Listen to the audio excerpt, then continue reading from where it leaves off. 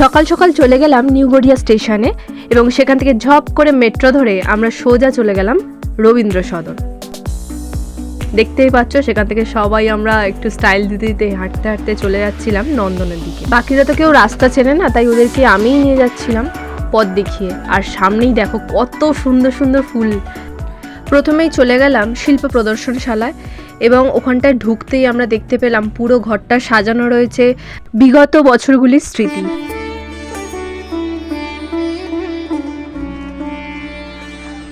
এখান থেকে সোজা আমরা আমাদের ডেস্টিনেশনে চলে গেলাম। সবাই তোমরা চেনো নন্দন। চারপাশটা অদ্ভুত সুন্দর জিনিস দিয়ে সাজানো, তোমরা গেলেই দেখতে পাবে। সামনে ক্যামেরা আর পোজ দেবে না তা কি হয়, তোমরাও একটু দেখে নাও চারিপাশটা কত সুন্দর করে সাজানো। অনেকেরই ধারণা শিল্পী হওয়া খুব সহজ, কিন্তু আদৌ কি তাই? শিল্পী হতে গেলে নিষ্ঠার প্রয়োজন হয়। তারপরেই আমরা দেখতে পেলাম প্রচণ্ড ঠান্ডার মধ্যেও উনি গায়ে রং মেখে হয়তো ঘন্টার পর ঘন্টা দাঁড়িয়ে থাকবেন।